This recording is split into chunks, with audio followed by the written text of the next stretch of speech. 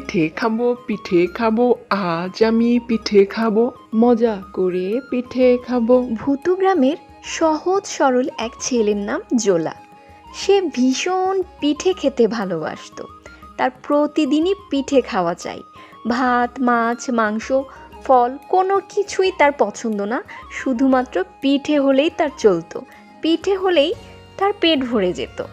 তার আপন বলতে তেমন কেউ ছিল না, শুধুমাত্র ছিল এক দুঃখী মা। তার মা তাকে ভীষণ ভালোবাসতো, তাই হাজার কষ্ট দুঃখের মধ্যেও প্রতিদিন জোলাকে পিঠে বানিয়ে দিত, আর জোলা সেটা অনেক মজা করে খেত। মা মা, আমি পিঠে খাবো, দাও না একটু পিঠে বানিয়ে। সারাদিন শুধু কাজই করো, আমার পিঠে কখন দিবে বলো তো? সারাদিন শুধু পিঠে আর পিঠে, আর কোনো কাজ নেই, আজ আমি তোকে কোনো পিঠে বানিয়ে দিব না। মা জোলাকে যতই বকাঝকা করুক না কেন, জোলাকে সে ভীষণ ভালোবাসতো, তাই জোলার কথা সে ফেলতে পারতো না। ঠিক তাকে প্রতিদিন পিঠে বানিয়ে দিত, আর জোলাও মজা করে মায়ের হাতের বানানো পিঠে খেত। এই নে তোর পিঠে, 7 রঙের 7টি পিঠে। জোলা তো পিঠে হাতে পেয়ে ভীষণ খুশি। এই মজা সুন্দর পিঠে আমি তো এখানে বসে খাবো না, আমি মজা করে আরাম করে গাছের নিচে বসে খাবো। দাও তোমার পিঠাগুলোকে একটু ব্যাগে ঢুকিয়ে। একটা খাবো, দুটো খাবো, জোরে জোরে চিবিয়ে খাবো, অনেক মজা করেই খাবো। প্রথমে খাবো সাদাটা, তারপর লালটা, তারপর সবুজ, তারপর নীল। আচ্ছা, আমি যদি এখানে বসে খাই তাহলে বল্টু আর কানাই সেদিন আমার সব পিঠে খেয়ে গিয়েছিল, এখানে খেলে আবার ওরা আসবে আর আবার আমার পিঠে খেয়ে যাবে। না ভাই, এই ভুল আমি আর করব না। আমি ওই দূর বনে গিয়ে তারপর খাবো। যেই ভাবনা সেই কাজ। জোলা পিঠে নিয়ে চলে গেল দূরের জঙ্গলে। সেখানে সে মজা করে চুপি চুপি পিঠে খাবে। একটা খাবো, দুটো খাবো, সবগুলোকে চিবিয়ে খাবো, জোরে জোরে চিবিয়ে খাবো, চেটে পুটে খাবো, লালটা খাবো, নীলটে খাবো, আর খাবো হলুদ সাদা কালো। জোলা বনে গিয়ে যে গাছের নিচে বসে পিঠে খাবে সিদ্ধান্ত নিয়েছে, সেই গাছে থাকতো আবার 7 রঙের 7টা ভূত। তাদের রং পিঠের রঙের সাথে একদম মিলে যাচ্ছিল। জোলার গান শুনে ভূতেরা তো অবাক, আর ভয়ও পেয়েছে অনেক। 7 রঙের 7টা চিবিয়ে মজা করে খাবে। কি রে, ওই ল্যাংচা আসলো কোথা থেকে? তোকে নাকি চিবিয়ে খাবে? ওমা, আমি তার কি ক্ষতি করলাম? আমাকে খাবে বলছে, দেখতে তো মানুষের মতোই মনে হচ্ছে। একটা খাবো, দুটো খাবো, সবগুলোকে চিবিয়ে খাবো, চেটে পুটে খাবো। না না বাপু, এর একটা সমাধান চাই।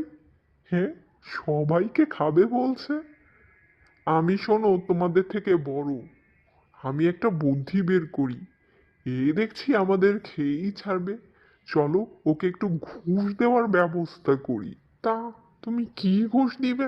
কি ঘুষ দিলে বলো তো এই ঝামেলা থেকে রেহাই পাওয়া যাবে? আমাদের 7 জনের তো 7 রকমের সম্পদ আছে, তাই না? ওখান থেকে ওকে যদি কিছু দেই তাহলে হয়তো আমাদের নাও খেতে পারে। চলো যাই। এই যে বাপু, এত খাওয়া দাওয়ার দরকার নেই, চলো আমরা একটা চুক্তিতে আসি। তুমি যদি না খাও তাহলে আমরা তোমাকে উপহার দিব। ওই উপহার দিয়ে তোমার সারা জীবন খুব সুন্দরভাবে চলে যাবে, বুঝেছো? ওরে বাবা, এরা আবার কারা? আচ্ছা বাপু, তুমি আবার কে হে? এই গ্রামে, আমাদের এই যে গ্রাম, আমাদের 7 ভাইয়ের গ্রাম, এখানে তো কখনো কেউ আসে না, সবাই এখানে ভয় পায়। তুমি একেবারে আমাদেরকে চিবিয়ে চিবিয়ে মজা করে খেতে চাও? হ্যাঁ, শোনো, আমার একটা সুন্দর গরু আর তার বাছুর আছে। সে প্রতিদিন অনেক অনেক দুধ দেয়। তুমি যদি আমাকে না খাও তাহলে আমি তোমাকে গরু আর বাছুর উপহার দিব। তুমি সারা জীবন ওই গরুর দুধ খেতে পারবে, বুঝেছো? ও আচ্ছা, এই ব্যাপার, এখন বুঝতে পেরেছি। আমি পিঠে খাবো বলেছি আর ওরা ভেবেছে ওদেরকে খাবো।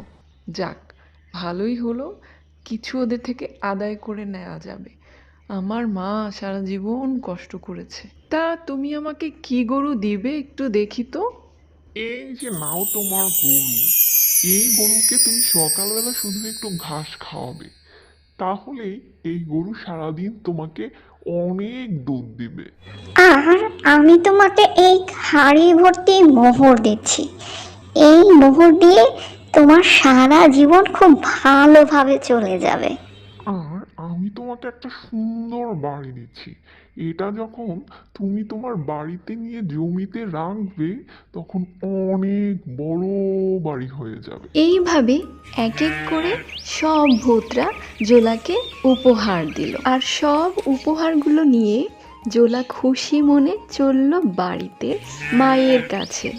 আর মনে মনে ভাবলো এখন থেকে আমাদের সব দুঃখ কষ্ট দূর হয়ে যাবে।